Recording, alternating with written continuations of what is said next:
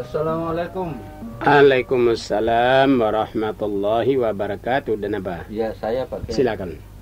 Tapi sudah capek rasanya. Nah, capek. Iya. Kenapa capek? Bagaimana tidak pakai? Bukan banyak makan. Oh, termasuk itu. Tidak boleh banyak makan Ramadan. Iya. Begini. Nah, bagaimana? Saya bawa yang malam tadi. Iya. Suami istri yang cekcok. Itu. Lantas istri minta cerai. Betul. Suami mengiyakan. Jadi yang ditanyakan apa? Kan marah-marah itu suaminya. Nah, jadi yang ditanyakan apa nih? Apakah batal perkawinannya? Tunggu dulu. Tetapi keesokan harinya mereka tidak cerai. Tidak jadi cerai. Oh, tidak jadi. Tidak ada masalah ya. Jadi, Tapi kalau memang terjadi cekcok itu di mana suami berkata, ya baik, saya ceraikan kau hari ini, jatuh talak saya satu kepada kau. Nah, kalau terjadi yang begitu itu, apakah dipandang sah cerainya? Nah, di kita ini dan ada hukum agama, ada hukum negara. Iya. Kalau kita melihat dari segi hukum agama, suami mengucapkan cerai, itu bisa batal perkawinan. Iya. Tetapi menurut kompilasi hukum Islam pasal 115 itu, di mana di kompilasi hukum Islam yang bertolak dari Undang-Undang Nomor 1 Tahun 74 dan dinyatakan penceraian hanya dapat dilakukan di depan sidang pengadilan agama setelah pengadilan tersebut berusaha untuk mendamaikan mereka dan tidak berhasil mendamaikan kedua belah pihak. Penceraian itu terjadi mulai terhitung pada saat penceraian itu dinyatakan di depan sidang pengadilan, baru dipandang sah dan abad. Kalau kita saja dua-dua di muka. Dari segi hukum agama memang sah cerai, tetapi dari segi hukum kenegaraan kita menurut tolak dari undang-undang perkawinan itu tidak sah cerai. Nah, ini masalahnya menyangkut mana masalah kewarisannya dan malah masalah hartanya, ya harta pencarian berdua, malah masalah anaknya. Betul. Oleh karena itu cerai berdua itu tidak dipandang sah dalam hukum kenegaraan kita. Begitu dan itu maksudnya untuk memelihara memelihara hak masing-masing di dalam perkawinan. Betul. Ya, begitu dan jadi baik itu kalau begitu, Pak. Iya dan Ya, sekarang lagi pakai. Tadi dari mana dan Sulawesi Tadi Tengah. di Sulawesi Tengah. Nah, sekarang dari mana dan Kalau sekarang, tunggu dulu. Saya baca dulu. Kalau saya tidak baca, tak tahu saya pakai.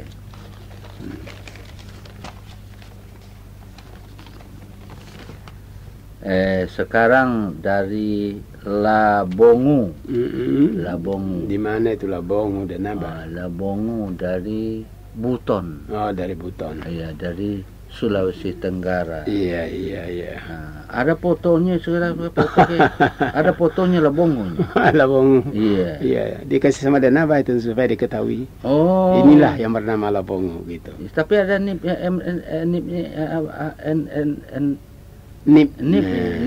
berarti tentara Danaba. Iya. Atau pegawai negeri. Iya. Apa pertanyaannya? Dengan izin Allah Subhanahu wa Ta'ala, segala berkesempatan saya berkesempatan bukan segala berkesempatan untuk bertemu dengan Bapak Kiai dan Danaba dalam rangka menyongsong bulan suci Ramadan. Walaupun melalui selembar surat, saya akan menanyakan hal-hal yang bersangkutan dengan bulan suci Ramadan sebagai berikut. Pertama, pernah saya dapat informasi sama teman-teman saya bahwa apabila istri kita sudah tua atau tidak haid lagi, maka apabila bersetubuh dengannya hukumnya haram. Apakah benar informasi tersebut? Mohon penjelasan Pak Kiai. Ini rupanya campur suami istri dalam keadaan sudah berhenti haidnya. Iya, sudah berhenti haidnya. Adalah hukumnya haram. Haram. Yang kedua, bagaimana hukumnya seorang perempuan jika berutangkan puasanya di bulan tidak dibayar? Mohon dijelaskan. Ada puasa yang belum dibayar Pak Kiai. Yang ketiga, berapa harikah selesai puasa baru kita laksanakan puasa sunat? Yaitu puasa sunat 6 hari. Dengan hormat, tolong dijelaskan. Demikian pertanyaan saya di atas. Terima kasih sebelumnya. Begini dan apa? Kalau kita melihat tuntunan Tuhan di dalam Al-Quran, bahwa wanita yang sudah habis masa haidnya tidak boleh dilakukan hubungan sebagai suami istri. Ini pendapat tidak benar dan apa? Oh, pendapat tidak benar? Tidak benar. Oh, iya. Sebab di dalam Quran pada surat Al-Baqarah ayat 221 hanya dalam keadaan haid dan nifas sajalah sang suami istri tidak boleh mengadakan hubungan suami istri. Oh, waktu haid dan waktu nifas tidak bisa. Iya. Itu terdapat dalam Al-Baqarah 202. Adapun yang sudah berhenti haidnya sama sekali, itu tidak ada halangan atau hukum yang melarang mengadakan hubungan. Oh, bukan haram hukumnya. Iya. Jadi kalau istri sudah tua, itu haram dihubungi, itu tidak benar. Hanya saja barangkali istilahnya kehilangan gairah karena sudah usia lanjutnya. Oh, begitu. Bukan haram hukumnya. Bukan haram. Saya pikir karena sudah berhenti haidnya diganti dengan wanita lain, barangkali begitu. Itu berarti kawin lagi. Iya, kawin lagi. Oh, enggak. Bukan. Iya. Begitu maksudnya. Asal bernama istri itu tetap jadi istri, dalam Quran sudah dikatakan hunna libasul lakum. Istri itu pakaian, tetap dipakai. Dalam pengertian tetap mengadakan hubungan walaupun sudah berhenti haidnya. Oh, jadi istri pakaianmu dan kamu pakaian mereka. Jadi pakai memakai. Iya. Jadi orang yang belum kawin Pak, tidak berpakaian. Tentu begitu dan apa? Belum ada pakaiannya kalau belum kawin. Iya. Bagaimana? Nah, yang kedua, soal qada puasa. Wanita yang sudah utang puasanya tidak terbayar, itu akan tetap wajib dibayar puasa itu dan apa kapan saja. Utang tidak dibayar tetap berutang walaupun sudah lama. Itu dan naba. Sebab dalam Quran memang diperingatkan wa in kuntum maridan aw ala safarin iddatun min ayyamin ukhar. Kalau kamu dalam keadaan sakit atau dalam keadaan musafir tidak berpuasa, nah kewajiban mengganti puasa hari lain. Itu dan naba. Sekarang masalahnya Pak. Apalagi? Berapa hari perlu diganti? Apakah yang tertinggal itu tidak berbunga? Itu. Dalam hadis dan apa memang ada petunjuk, tapi hadis itu hadis lemah. Yang menyatakan diganti puasanya ditambah dengan fidyah lagi. Tapi hadis itu hadis dhaif. Kita berpijak saja dengan hadis yang lebih sahih dan apa. Iya betul, memang berapa utang begitulah dibayar. Tidak ada tambahan-tambahan daripada puasa yang ditinggalkan. Kalau 7 hari utang 7 hari dibayar. Iya betul. Nah hadisnya pakai. Nah itu di dalam Quran itu sendiri dan apa? Tadi fa'iddatun min ayyamin ukhar. Adapun hadis yang menyatakan ada ganti puasanya ditambah dengan memberi makan orang miskin, maka itu hadis dhaif. Bunyi hadisnya yasumul ladzi adrakahu summa yasumu syahral ladzi aftara bihi wa yut'imu kulla yaumin miskinan. Dia puasa berapa hari yang tinggal, kemudian ditambah dengan memberi makan orang miskin sebanyak hari yang ditinggalkan. Jadi kalau 7 hari ya 7 kali memberi makan orang miskin ditambah puasa 7 hari. Hadis itu hadis lemah, tidak usah diamalkan. Itu dan apa? Nah, yang ketiga lagi Pak, selesai. Ialah menyangkut masalah puasa sunat Syawal barangkali yang dimaksudkan ya. Berapa hari sesudah Lebaran? Nah, masalah puasa sunat Syawal berapa hari sudah Lebaran dan apa? Itu tidak ada ketentuan daripada Rasulullah. Yang penting jangan puasa pada hari raya. Nah, begitu datang Idul Fitri kita Lebaran, nah, kemudian kita mengadakan kesepakatan di keluarga kapan kita puasa Syawal. Begini dan apa? Kita di sini ini memang umumnya Sulawesi Selatan ya. Puasa Syawalnya ini terlalu jauh disorong ke belakang karena lebarnya terlalu banyak. Terlalu lama. Nah, ini saya sudah pernah mengusulkan dalam rapat majelis ulama bagaimana kalau kita bikin suatu pengumuman di seluruh lapangan di ujung pandang, kita Lebaran 3 hari. Dan kita semuanya mengumumkan akan terjadinya puasa sunat Syawal. Tapi karena tradisi kita di sini ini lama, sulit diterima. Sebenarnya itu ada faedahnya. Faedah yang pertama, kurang orang ziarah karena dianggap orang sudah mulai puasa sunat Syawal. Jadi kurang banyak habis kue. Tidak banyak menghabiskan waktu. Dan yang ketiganya dididik masyarakat ini puasa sunat Syawal. Ini lebarnya sampai 15 hari dan abaya.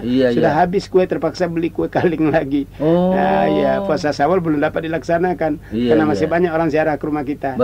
Tapi kalau diumumkan tidak mau orang ziarah lagi. Ada untungnya mendidik masyarakat berpuasa Syawal. Yang kedua, penghematan waktu. Yang ketiga, tidak terjadi pemborosan kue. Tapi rupanya masih berat diterima dan apa. Nah, itu. Kalau saya itu Pak Kiai, kalau di rumah, kalau sudah selesai orang Lebaran, kalau banyak kue baik itu.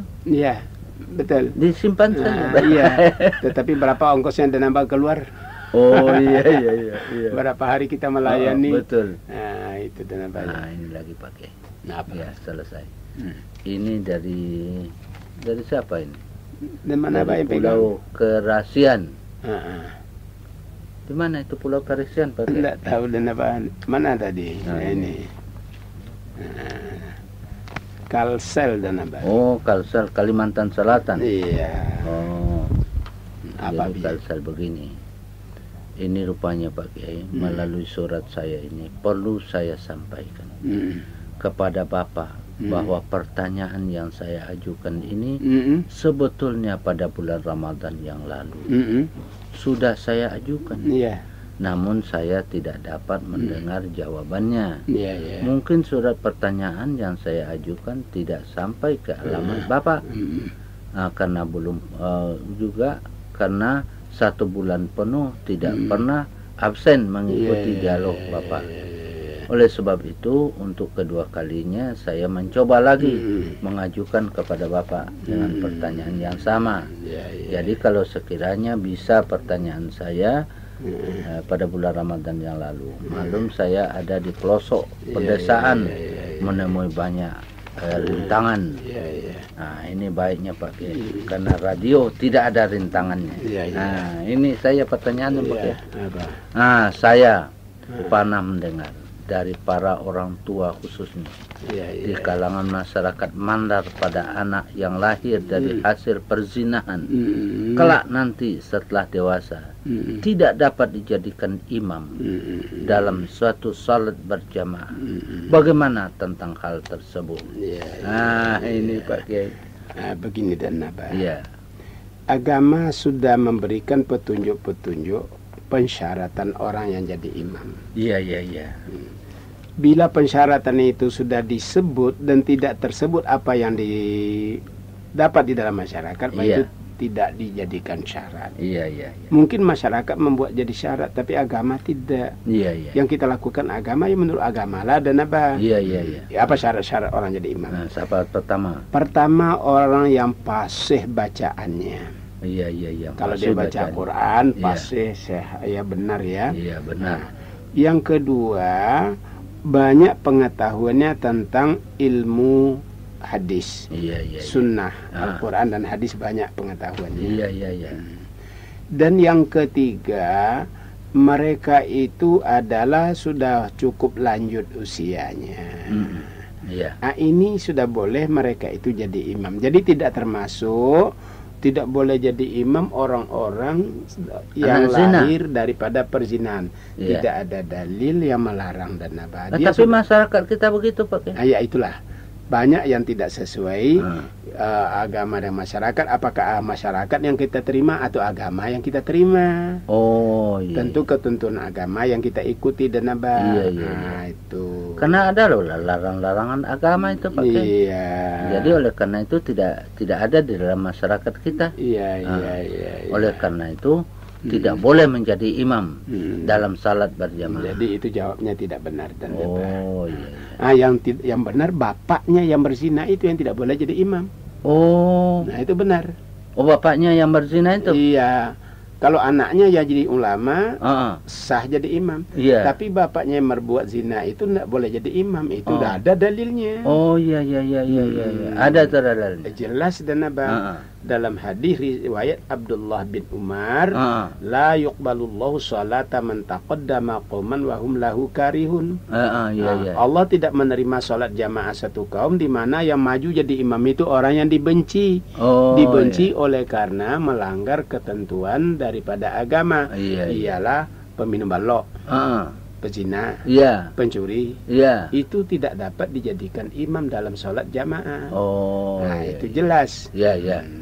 Apalagi yang kedua, di dalam buku yang berjudul 40 Masalah Agama, pada halaman 134, jilid 3, ada kalimat yang menyatakan bahwa ada fatwa dalam mazhab Syafi'i yang membolehkan pembagian zakat kepada satu golongan saja, tetapi adalah lebih baik supaya zakat itu diberikan kepada sekurangnya 3 golongan, yaitu fakir, miskin, dan gharimin.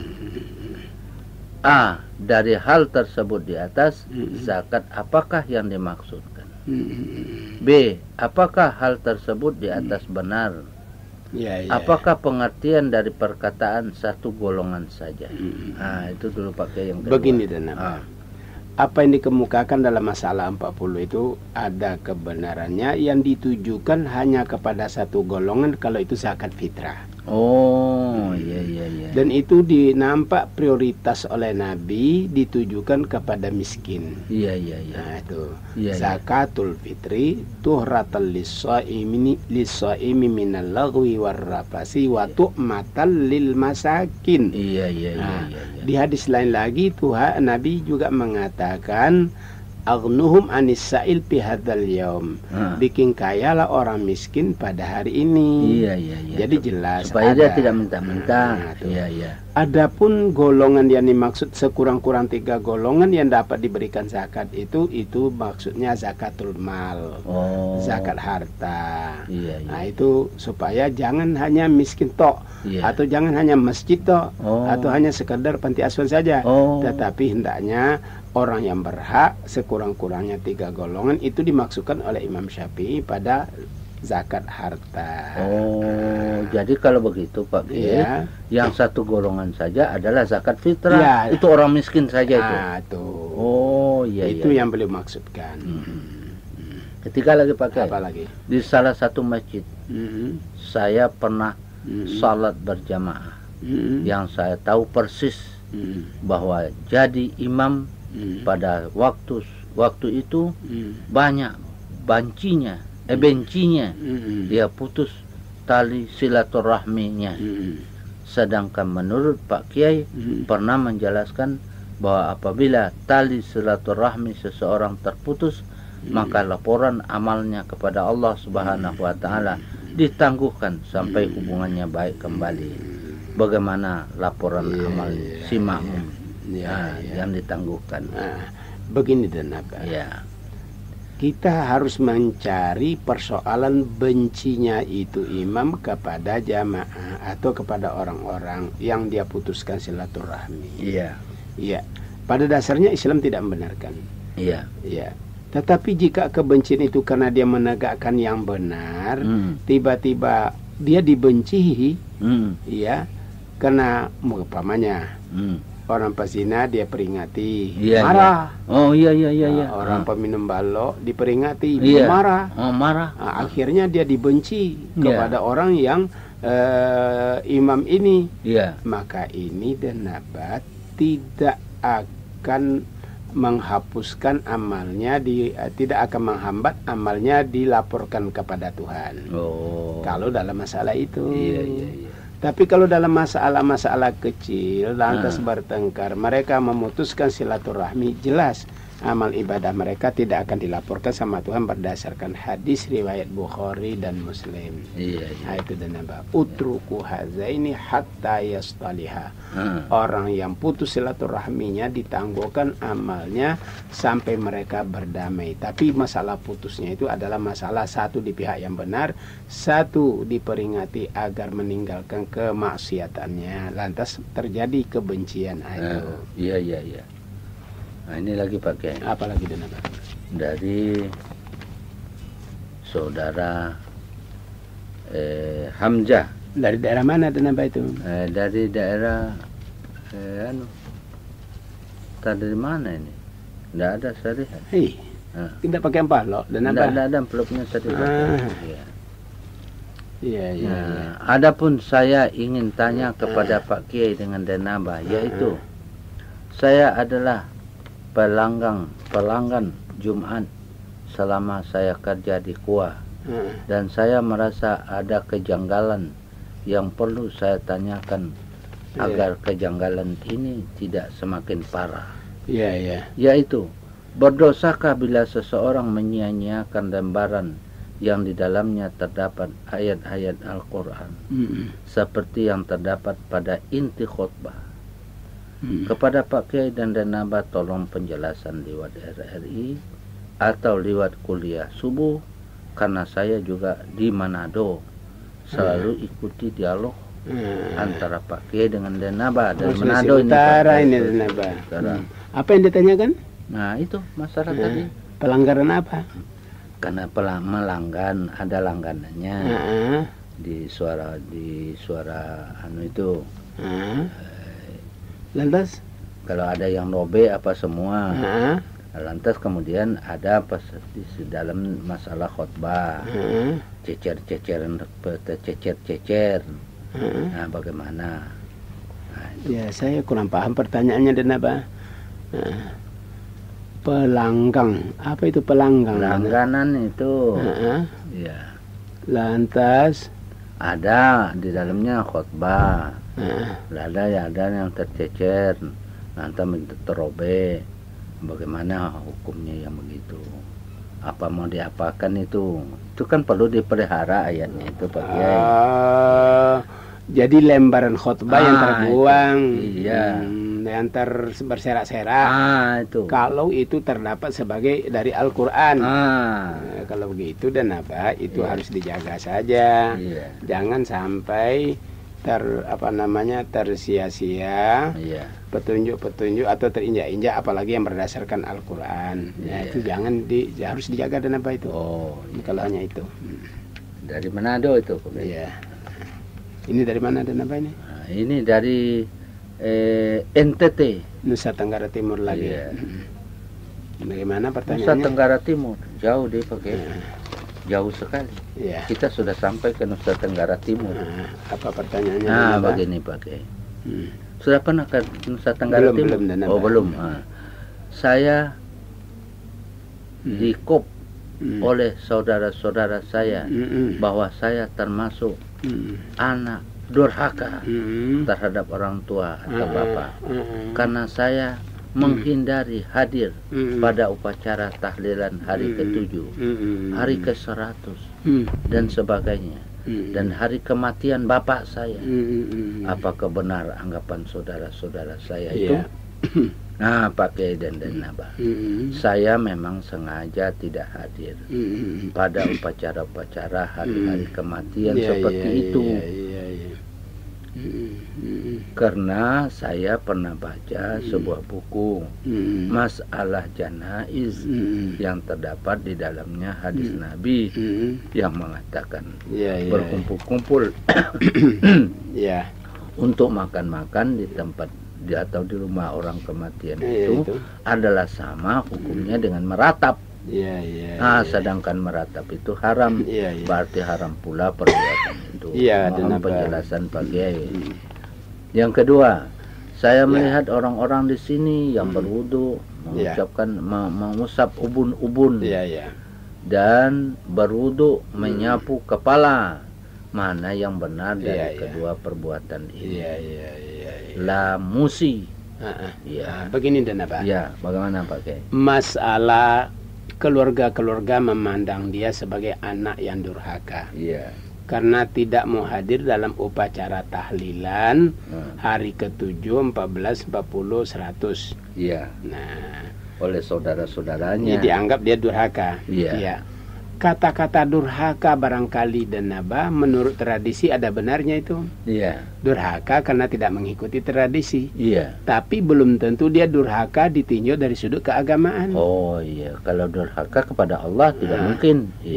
Sebab memang apa yang dia baca dalam hadis itu jelas berbunyi hadis itu kunna na'udul ijtima'i ila ahlil maiti wa san'ahu ta'ama ba'da dafnihi minan niyaha. Kami berkumpul-kumpul di rumah orang kematian di mana mayit sudah ditanam, kemudian dihidangkan makanan, perbuatan itu sama dengan meratap. Barangkali buku itu dia baca, barangkali pakai. Itu hadis yang dia baca. Iya. Lantas dan jadi jika dia tidak mau menghadiri itu ditinjau dari sudut agama, bukan suatu kedurhakaan itu. Nah, tapi masyarakat keluarganya tidak dapat membenarkan tingkah lakunya. Bagaimana? Sesungguhnya tingkah lakunya itu sudah sesuai dengan agama. Sebab memperingati hari ke-7, 14, 40, hari ke-100 bisa dibaca dan Naba dalam kitab Fiqhus Sunnah oleh Said Sabiq. Beliau mengatakan dalam persoalan janaiz peringatan hari itu adalah peninggalan zaman jahiliyah. Jadi kita kembali lagi kepada zaman jahiliyah. Jadi memperingati hari-hari semacam itu kalau menurut Sabik dalam kitab Fiqhus Sunnah itu beliau menganggap memang peringatan semacam itu sama adalah peninggalan dari masa jahiliyah. Itu dan apa? Jadi tidak mau dia menjadi jahiliyah. Begitu kira-kira. Tapi dia dianggap durhaka. Nah itu. Oleh karena itu tidak durhaka. Yang kedua lagi Pak. Apalagi dan apa? Ini melihat orang-orang berwudu itu ada yang mengusap, ada yang menyapu tangan dua-dua begitu. Ada pemberwudu menyapu kepala dan apa? 3 kali itu hadis. Ada pun 1 kali itu hadis Sahih Muslim dengan menyapu seluruh kepala. Itu hadis Sahih Muslim. Memilih di antara kedua hadis itu sesungguhnya yang lebih sahih itu hadis Sahih Muslim tentu. Karena seluruh kepala disapu satu kali dan apa Nah, 1 kali saja. Bukan 3 kali. Bukan 3 kali. Hadis yang menyapu ubun-ubun 3 kali itu hadis itu kurang kuat dan apa. Tapi sah itu. Sah. Dan apa. Baik mi pakai. Jadi saya permisi dulu. Baiklah. Terima kasih. Sama-sama. Assalamualaikum. Waalaikumsalam warahmatullahi wabarakatuh.